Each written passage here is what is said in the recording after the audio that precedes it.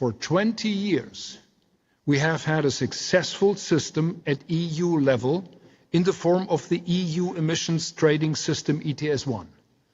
It is successful precisely because it is a market-based system. It allows us to implement climate action and at the same time to protect the competitiveness of our industries. That is why, within the European Union, I'm advocating that we retain the ETS1 system and make it fit for the future by adjusting it in the course of the upcoming reviews with a clear focus on maintaining competitiveness. This competitiveness must take into account the future of energy-intensive industries. Ladies and gentlemen, dear guests, we have already made considerable progress. As an international community, we have shown that we are capable of working together to find solutions to shared challenges. The Paris Agreement is and remains a major achievement despite all the challenges we are faced with. Since Paris, the development of renewable energy globally has almost doubled. And with the Dubai package, we now have an international commitment to triple global renewable energy deployment and double energy efficiency by 2030. Since 2021, the REPower EU, we have been implementing an ambitious plan in the EU member states to strengthen our common energy security and sovereignty. Climate policy over the past decades is making progress.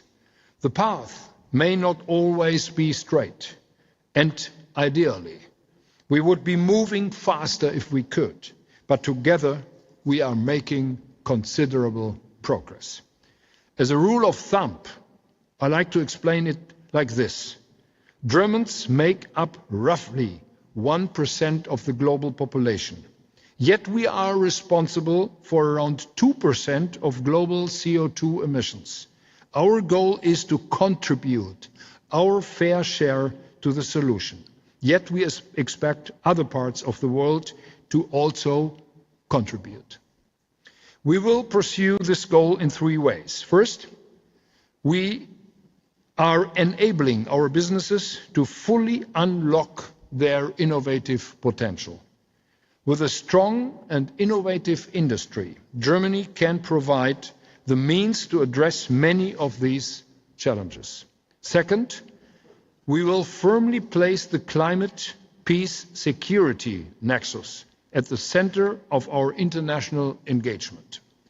Greater investment security, enhanced security of supply, and reduce dependence on fossil fuel imports, likewise support climate action.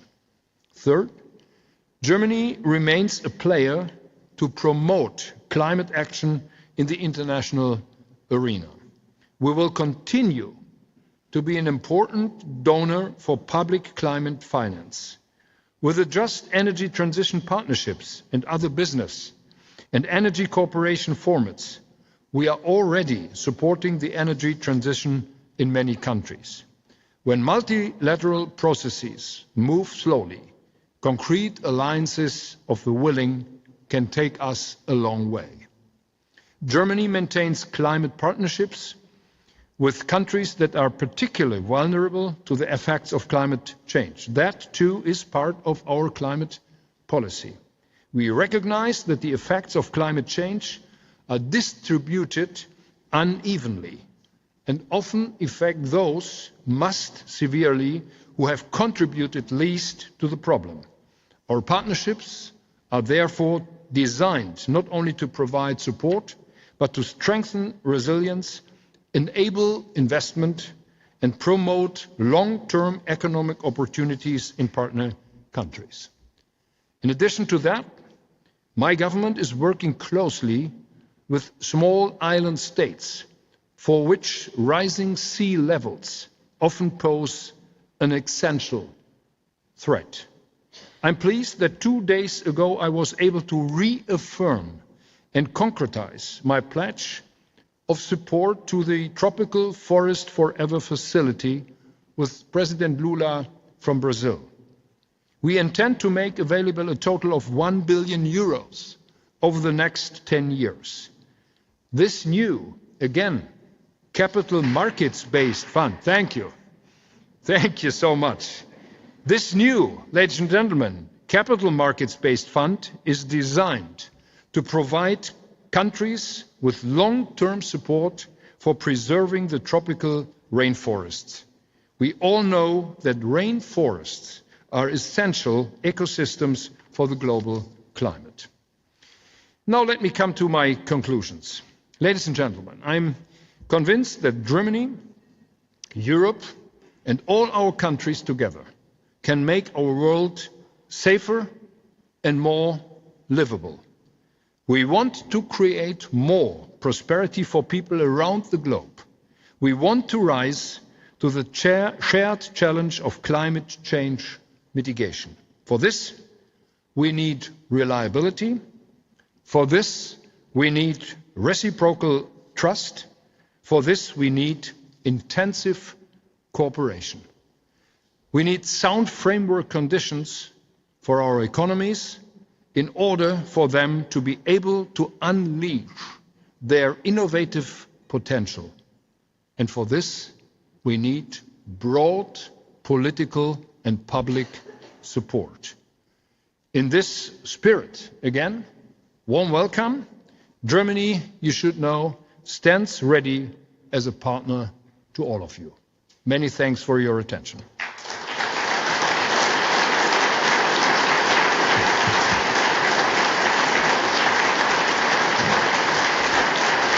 Thank you very much.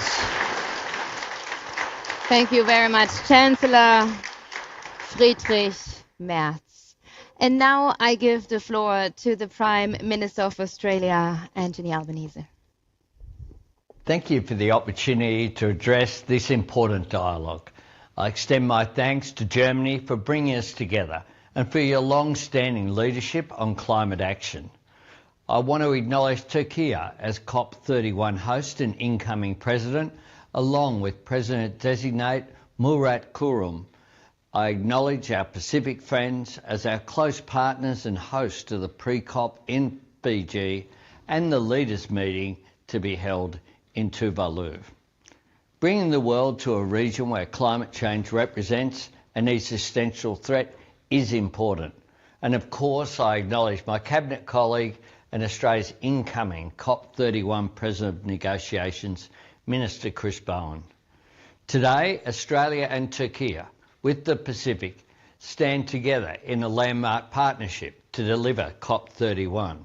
Together, we are resolved to meet the environmental challenge of climate change by seizing the economic opportunities of clean energy. As leaders, we must honour our commitments to the Paris Agreement to keep temperatures well below 2 degrees and strive to keep 1.5 degrees within reach. Australia is doing our part. Last year, we released our net zero plan by 2050 and announced our ambitious and achievable 2035 target of 62 to 70%.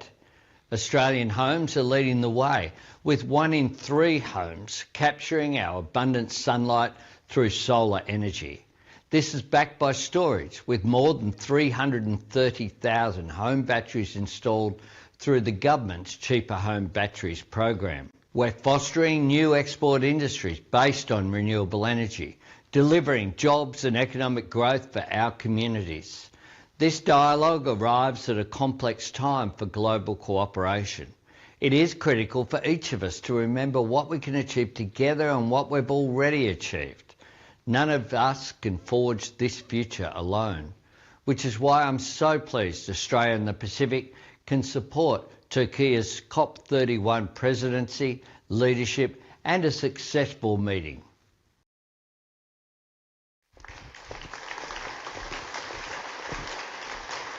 Thank you, Prime Minister, and greetings to Australia. Now I give the floor to the Executive Director of the International Energy Agency, Fatih Birol, is with us.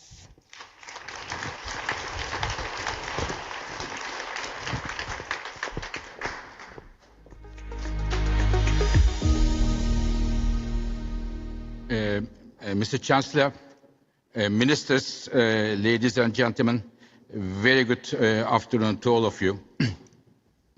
So I was going to start with talking about energy, but after listening to the speech of Mr. Chancellor, I want to make a comment. Many of my German colleagues and friends know me. I follow German economy, German politics, and Bundesliga very closely since years. I know almost everything there. But, Mr. Chancellor, may I really sincerely commend you, what you have been doing on energy and economic policies, because, dear colleagues, if we think when Mr. Chancellor got the job, he hit the aftershocks of the Russia-Ukraine war, number one. Number two, since more than 1 year, increasing international political tensions. And number three, we have now the war in Middle East. Despite that, Mr. Chancellor, you took care of the price relief of the vulnerable parts of the population. You made sure that the energy security is there for your people. And plus, you did not forget your international commitments, including climate change. Thank you very much for being with us here, Mr. Chancellor. Thank you very much.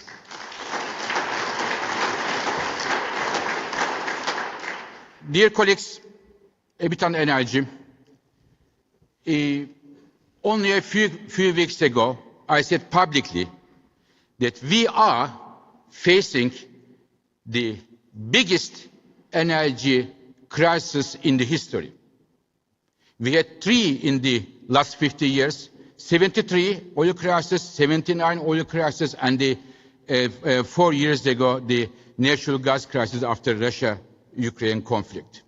The amount of today, as of today, oil and gas we lost in this war is much bigger than all 3 crises put together in terms of oil and gas. Plus, there are vital commodities that we are losing, petrochemicals, fertilizers, helium, sulfur, altogether a major issue.